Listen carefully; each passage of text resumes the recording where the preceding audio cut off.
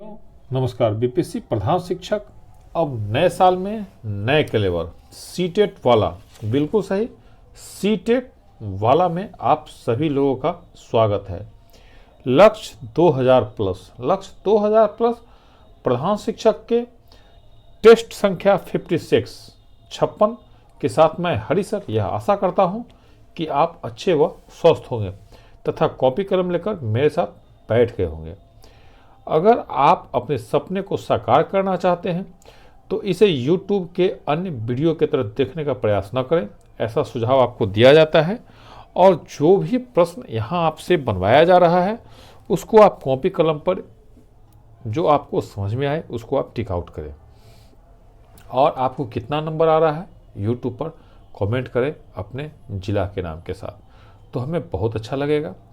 अब हम लोग देखते हैं कल जो हमने पढ़ाई किया है उसके अंतर्गत आपको कितना क्वेश्चन प्रश्न याद आ रहा है। तो VVI रैपिड रिकॉल के अंतर्गत पढ़े वही जो परीक्षा में आए। तो पहला प्रश्न है, वित्तीय स्रोत एवं प्रबंधन के आधार पर विद्यालय के प्रकार है। वित्तीय स्रोत एवं प्रबंधन के आधार पर विद्यालय के प्रकार हैं। बिल्कुल इसका उत्तर आपने सही लगाया है। इसका उत्तर है 3। दूसरा, निजी विद्यालयों के नाम में पब्लिक शब्द लिया गया ब्रिटेन के द्वारा। तीसरा, नवोदय विद्यालय की स्थापना का श्रेय है NEP 1986। चौथा, नवोदय विद्यालय खोला गया। बिल्कुल सही आपने मारा है, 7वीं पंचवर्षीय योजना। पांचवा, मॉडल स्कूल योजना का प्रारंभ हुआ।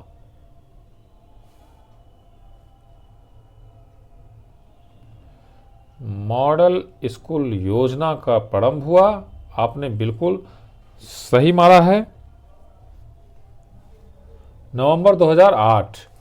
छठा, 10+2+3 मॉडल किस नीति की देन है। बिल्कुल सही, 1986 नीति। सातवां, बिहार में बुनियादी विद्यालय हैं। बिल्कुल सही, 391। 8, विद्यालय के भवन से तात्पर्य है उपर्युक्त सभी भूमि, इमारत, कमरे। 9वां, समान स्कूल प्रणाली लागू हुई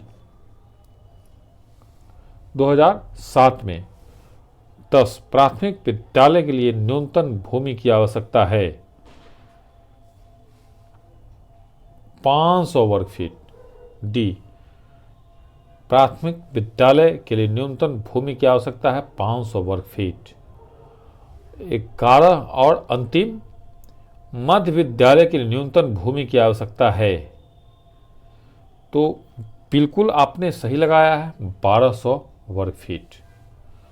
अब आज हम लोग जो हमारा पाठ का इम्पोर्टेंट बिंदु है, प्राचीन भारतीय शिक्षा प्रणाली, ये एक इम्पोर्टेंट बिंदु है। इसके अंतर्गत जो क्वेश्चन बन सकता है वो आज हम लोग देखेंगे। तो पहला प्रश्न है, वैदिक शिक्षा प्रणाली वेदों पर आधारित थी, प्रथम वेद निम्नलिखित में से कौन है। बिल्कुल सही आपने मारा है, इसका उत्तर है ऋग्वेद। इसका उत्तर है ऋग्वेद।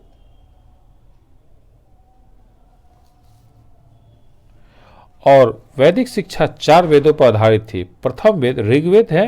ऋग्वेद, यजुर्वेद, सामवेद और अथर्ववेद सर्वोत्तम शिक्षा ग्रंथ के रूप में मान्य थे। दूसरा, निम्नलिखित में से किस उपनिषद का संबंध समस्या समाधान से प्रत्यक्षता है।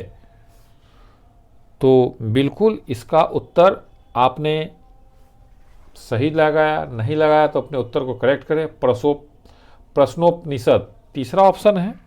प्रश्नोपनिषद प्रश्नोत्तर रूप से रचित है, अर्थात इसमें शिष्य का प्रश्न और गुरु का उत्तर समाहित है।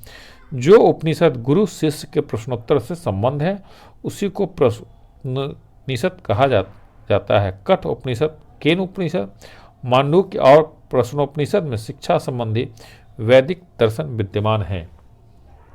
साथियों, कुछ लोगों ने कमेंट किया था कि सर आप प्रश्नों को थोड़ा सा इन डिटेल बताया करें। इसलिए मेरा प्रयास रहेगा कि कम से कम 10-12 प्रश्नों को मैं आपको इन डिटेल कर दूं। उसके बाद फिर जो ऑप्शन होगा वो आपको मैं बता दिया करूँगा। तो अगर आपको इसमें भी कुछ बदलाव चाहिए तो आप कमेंट करें। और आपको कितना नंबर आ रहा है यूट्यूब के साथ निश्चित रूप से अपने ज़िला के नाम के साथ कमेंट करेंगे तो हमें अच्छा लगेगा। क्योंकि पढ़ाई कभी भी टू वे कम्युनिकेशन के तहत होता है। वन वे में हम सिर्फ आपको वीडियो दे रहे हैं और आप सिर्फ सुन रहे हैं, इससे काम नहीं चलेगा। और अगर आपको PDF मटेरियल चाहिए सभी विषयों का निश्चित सफलता के लिए तो मात्र 499 रुपया का शुल्क जमा करके आप इसको ले सकते हैं। 94-723-42-737 नंबर पर आप व्हाट्सएप करें अगर आपको सारा PDF मटेरियल चाहिए तो। चौथा, तीसरा प्रश्न है, उपनिषदों को निम्नलिखित किस नाम से जानते हैं? इसका उत्तर है वेदांत। उपनिषदों को हम लोग किस नाम से जानते हैं? तो वेदांत के नाम से। उपनिषद दर्शन वेदांत के रूप में लोकप्रिय है। वेदों के अंत में आने वाले ग्रंथ वेदांत हुए। वैदिक ग्रंथों के अनुक्रम इस प्रकार हैं: वेद, ब्राह्मण ग्रंथ, आरण्यक ग्रंथ, उपनिषद। इसलिए उपनिषद वेदांत कहलाए। अरण्यों में लिखित ग्रंथ आरण्यक कहलाए, जैसे बृहदारण्यक। चौथा, प्रसिद्ध मित्र द्वय कृष्ण सुदामा के गुरु का नाम है? बिल्कुल, महर्षि संदीपन। हम लोगों ने महाभारत और कृष्णा में इसको बखूबी देखा है। इस प्रश्न का उत्तर हम लोग को निश्चित रूप से याद है, इसलिए इसको इन डिटेल आपको मैं नहीं करूँगा। पांचवा, महर्षि धौम्य के प्रसिद्ध शिष्य निम्नलिखित में से कौन थे? इसको हम लोगों ने बचपन की किताब में निश्चित रूप से पढ़ा है। इसका उत्तर जो है बिल्कुल सही आरुणि है। महर्षि धौम्य के शिष्य का नाम आरुणि था। आरुणि का नाम एक विद्यार्थी के तौर पर इसलिए विख्यात है क्योंकि उसने बरसात की अपार जलराशि को बेवजह खेत में जाने से रोकने के लिए खुद अपने शरीर को लिटाकर मेढ़ बना दिया था। छठा, प्राचीन शिक्षा प्रणाली में क्रमशः कितनी विधाओं एवं कलाओं की शिक्षा विहित है? तो बिल्कुल सही लगाया है। नहीं लगाया है तो उत्तर को करेक्ट करें। 14 एवं 64। 14 विधाओं विद्वता संबंधी विज्ञान तथा 64 कलाएं कला संबंधित दैनिक जीवन नित्य क्रिया संबंधी कार्य प्राचीन शिक्षा के अभिन्न अंग होते थे। अध्ययन के लिए विद्यार्थियों को अपनी रुचि के विषय चुनने का अधिकार था। सादगी और आत्मसंयम विद्यार्थी जीवन का अंग था। आत्मविश्वास का विकास तथा आत्मसंयम के लिए अधिगम प्राचीन भारतीय शिक्षा के महत्वपूर्ण पक्ष थे। सातवां, निम्नलिखित में से कौन सा आश्रम शिक्षा व्यवस्था से संबंध है? तो इसका उत्तर हम लोग बखूबी जानते हैं, ब्रह्मचर्य। आठवां, प्राचीन शिक्षण अधिगम किस प्रक्रिया पर आधारित थी? तो बिल्कुल स्मृति परंपरा पर ही आधारित थी। प्राचीन शिक्षण अधिगम स्मृति प्रक्रिया पर आधारित था। ऋषियों से अपेक्षा थी कि वे समस्त साहित्यिक, सांस्कृतिक तथा व्यावसायिक धरोहर को कालांतर में मात्र स्मृति की सहायता से इनके शुद्ध रूप में परीक्षित रखें और उन्हें अगली पीढ़ियों को स्थानांतरित करें। स्मृति का सहारा इसलिए लिया जाता था क्योंकि उस समय ज्ञान परीक्षण के लिए कागज या प्रिंटिंग जैसे कोई साधन उपलब्ध नहीं थे। 9, प्राचीन भारतीय शिक्षण प्रणाली में निम्नलिखित में से किस शिक्षा की भूमिका नगण्य पाई गई है? तो बिल्कुल प्राथमिक शिक्षा। प्राचीन भारतीय धर्मग्रंथों में शिक्षण सिद्धांत एवं प्रणाली का स्पष्ट उल्लेख नदारद है। प्राथमिक शिक्षा का अलग से विवरण नगण्य मिलता है। ऐसे शिक्षा केंद्रित ग्रंथ कम है जिसमें प्राचीन भारतीयों के शैक्षिक सिद्धांत तथा पद्धतियां उपलब्ध हो, जबकि यह सत्य है कि इस प्रकार के सिद्धांत तथा पद्धतियां बहुत लंबे समय तक व्यवहार में रही। सूत्रों और स्मृतियों जैसे धर्मग्रंथों में माध्यमिक तथा उच्च शिक्षा के मुख्य लक्षणों की रूपरेखा अवश्य मिलते हैं। 10 नंबर, वैदिक शिक्षा प्रणाली के गुरु विशेषकर निम्नलिखित में से किस वर्ण से आता था?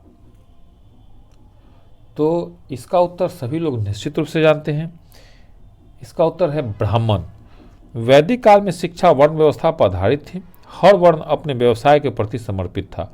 ब्राह्मण शिक्षा देकर जीविकोपार्जन करते थे। छात्र अपने गुरु, माता पिता या अभिभावक के द्वारा ही प्रशिक्षित होते थे। यह एक आनुवंशिक प्रक्रिया थी। शिक्षक अपने परिवार के माध्यम से शिक्षण कला को सीखता था। शिक्षण व्यवसाय एक पीढ़ी से दूसरी पीढ़ी को प्राप्त होता था। 11 अप दीपो भव, अपना दीपक खुद बनो, निम्नलिखित में से किस शिक्षा प्रणाली का मूल संदेश था? बिल्कुल इसका उत्तर आपने सही लगाया है। नहीं लगाया है तो करेक्ट करें। ये चौथे ऑप्शन के साथ है, वैदिक शिक्षा, औपनिषदिक शिक्षा, प्राचीन शिक्षा।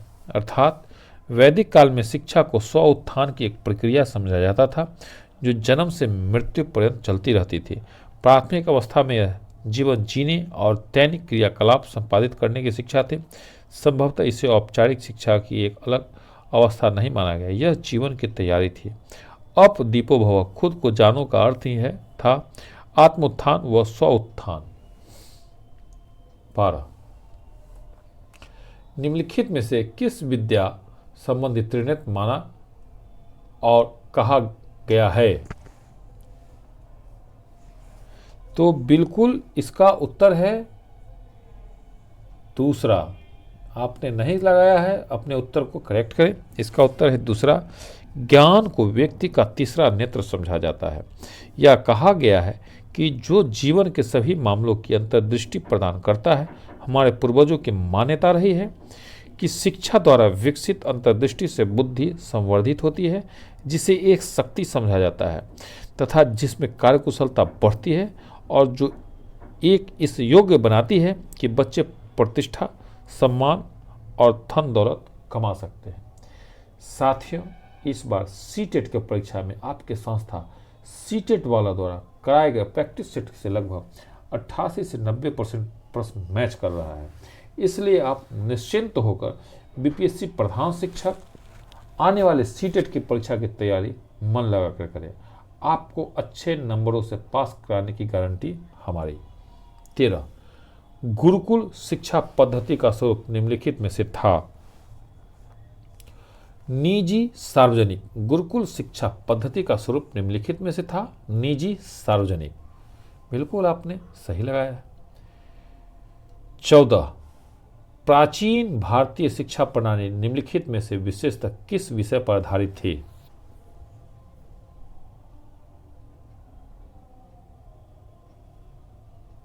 बिल्कुल सही, मूल्यों पर।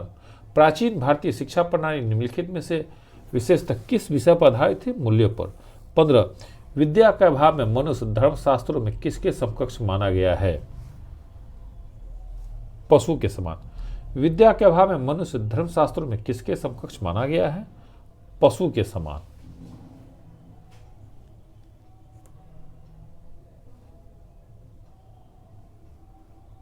16 गुरुकुल शिक्षा प्रणाली की व्यवस्था के संबंध निम्नलिखित में से कौन सा सत्य है? बिल्कुल निःशुल्कता। दूसरा, गुरुकुल शिक्षा प्रणाली की व्यवस्था के संबंध में निम्नलिखित में कौन सा कथन सत्य है? निःशुल्कता। 17 गुरुकुल के संचालन हेतु संसाधनों का व्यवस्थापक किसे माना जाता था? बिल्कुल बिल्कुल आपने सही लगाया है। उपरोक्त सभी अभिजात्य वर्ग, राजा, आवंटित, ग्राम। अर्थात गुरुकुल के संचालन हेतु संसाधनों का व्यवस्थापक माना जाता था राजा को, अभिजात्य वर्ग को और आवंटित ग्राम को। 18 गुरु का स्थान किसके समकक्ष माना गया है? बिल्कुल ईश्वर के। गुरु का स्थान किसके समकक्ष माना गया है? ईश्वर के। हालांकि आजकल इसमें गिरावट आई है। कहीं ना कहीं समाज में इस व्यवस्था को नकार दिया है, जिससे शिक्षा में काफ़ी हड़ास आया है। ऐसा हम लोग देखते हैं।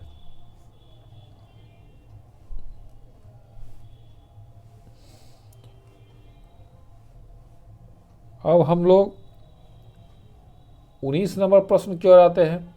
वैदिक शिक्षा प्रणाली में गुरुकुल निम्नलिखित में से किसके पर्याय थे? तो बिल्कुल सही लगाया है, आश्रम के। वैदिक शिक्षा प्रणाली में गुरुकुल निम्नलिखित में से किसके पर्याय थे? आश्रम के। 20 गुरुकुल शिक्षा प्रणाली में गुरु की भूमिका थी? उपरोक्त सभी, अर्थात मार्गदर्शक, चक्षुदाता, परामर्शक। गुरुकुल शिक्षा प्रणाली में गुरु की भूमिका थी मार्गदर्शक, चक्षुदाता, परामर्शक। 21 वैदिक शिक्षा का स्वरूप निम्नलिखित में से था?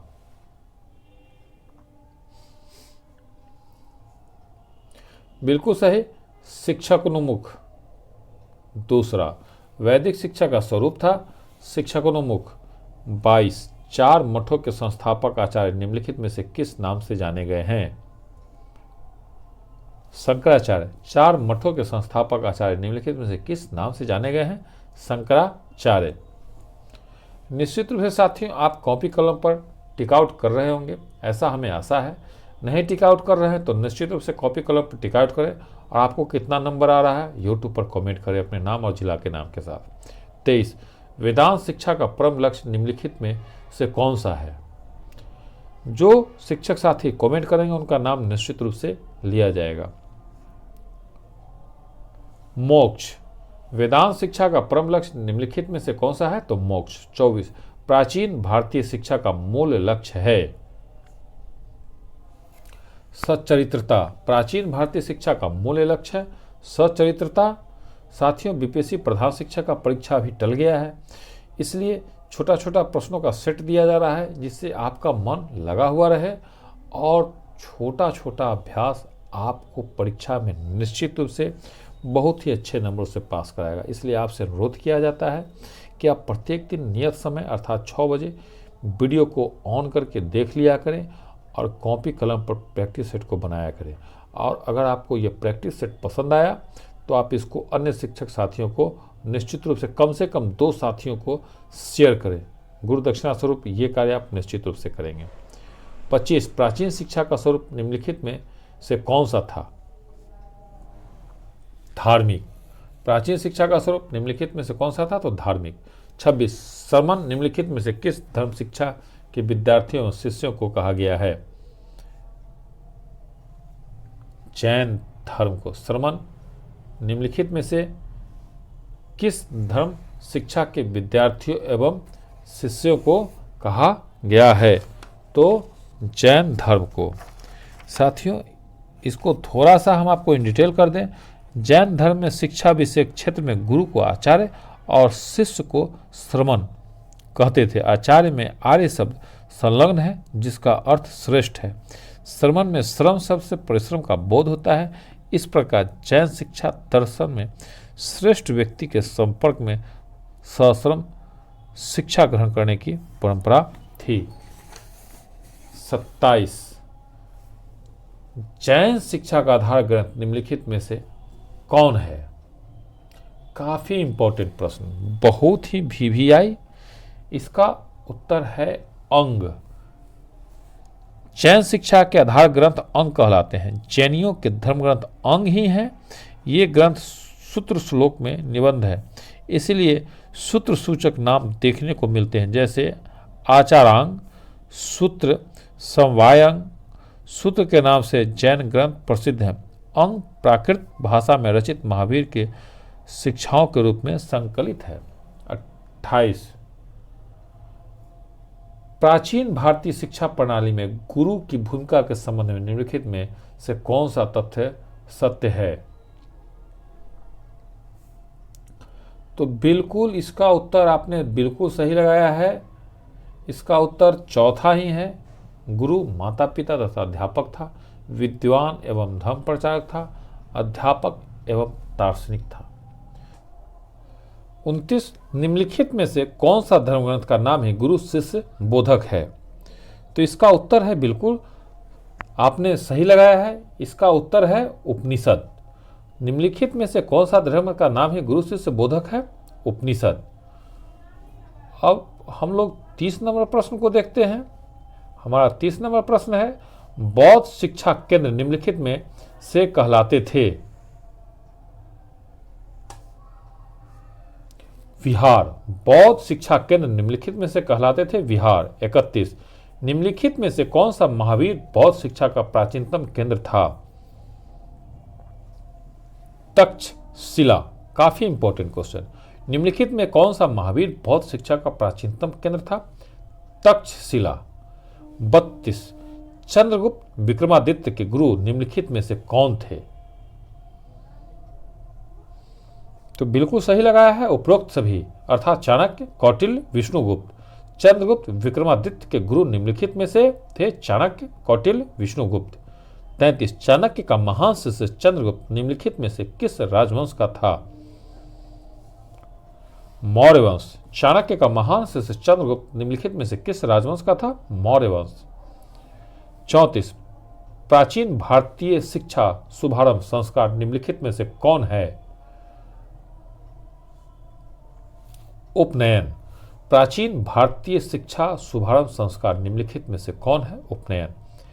35 प्राचीन भारतीय उच्च शिक्षा में लोकप्रिय विषय थे?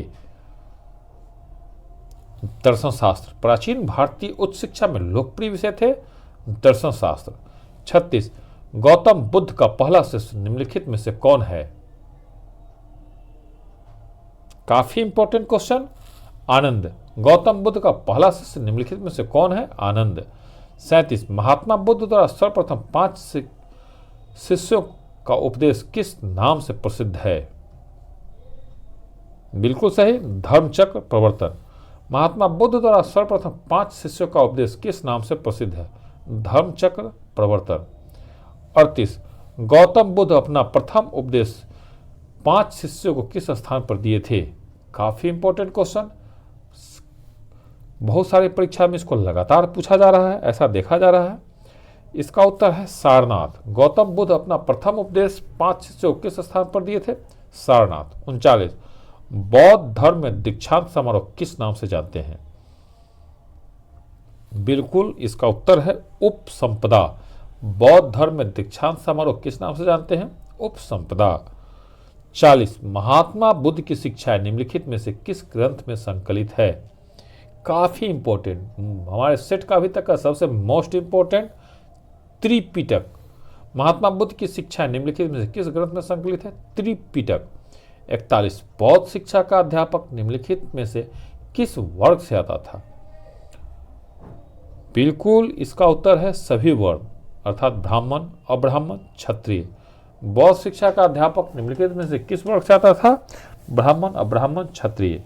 साथियों, अगर आपको यह सेट अच्छा लगा हो, आपको लग रहा हो कि इसको पढ़ने के बाद आप किसी भी तरह का परीक्षा को क्रैक कर सकते हैं, तो इसको कम से कम 2 शिक्षक साथियों को शेयर करें। जय हिंद, जय भारत।